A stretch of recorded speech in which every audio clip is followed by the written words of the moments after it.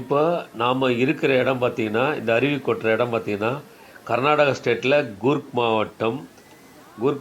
இந்த ஃபால்ஸ் பேர் பார்த்திங்கன்னா அபி ஃபால்ஸுன்னு பேர். இந்த அபி ஃபால்ஸே பார்த்திங்கன்னா இன்னொன்று கொண்டகா அபி ஃபால்ஸ்னு ஒரு இடம் இருக்குது. கர்நாடகா மாவட்டத்தில் பார்த்திங்கன்னா இந்த இந்த இந்த கூர்க்கு சுற்றி ஒரு 13 இடம் வந்து சுற்றி பார்க்குற மாதிரி இடம் இருக்குது. ரொம்ப பியூட்டிஃபுல் சீனரிஸ்லாம் இருக்கிற இடம். அபி ஃபால்ஸு, கொண்டகா அபி ஃபால்ஸு, ராஜா சீட் பார்க்கு, அப்புறமேட்டு புத்தர் கோவில், அப்புறமேட்டு இன்னொரு சாமி கோவில் இருக்குது. அதேமாரி இந்த இடம் பார்த்திங்கன்னா இந்தியாவின் சுவிட்சர்லாந்துன்னு சொல்கிற அளவுக்கு வந்து ரொம்ப இயற்கை சூழ்ந்த ஒரு நல்ல மிஸ்ட்டு, அதாவது பனி எல்லாம் இந்த இடத்துல பனிமூட்டத்தில் இந்த அழகாக பார்க்கலாம்.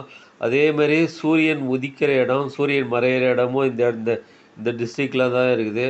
இது பக்கத்தில் நிஷர்கண்டான்னு ஒரு இடம் இருக்குது. அதுவும் ரொம்ப ஃபேமஸான இடம்.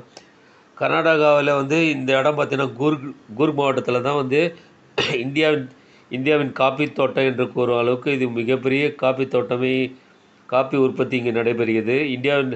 இந்தியாவில் உற்பத்தி செய்கிற 35% காப்பி தோட்டமே இங்கே தான் உற்பத்தி ஆகிறது. கர்நாடகா சுற்றி வந்து நிறைய இடம் இருக்குது.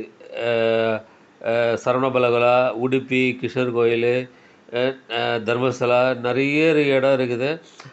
அதே மாதிரி சிமோகாவில் பார்த்தீங்கன்னா மொத்தமே பாக்கு தோட்டங்க.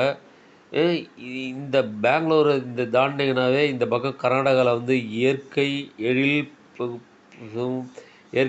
கொஞ்சம் இடமாக நிறைய சுற்றி பார்க்கறதுக்கு நிறைய இடம் இருக்குது. மைசூர் போனீங்கன்னா மைசூர் அரண்மனை பார்க்கலாம். இதுமாரி இந்த இடம் பார்த்திங்கன்னா இந்த பக்கத்தில் இருக்கிற இந்த தொங்கும் பாலம் பார்த்திங்கன்னா இந்த இந்த இந்த இந்த இந்த அருவிக்கு வந்து நடுவில் இந்த தொங்கும் பாலம் இருக்குது.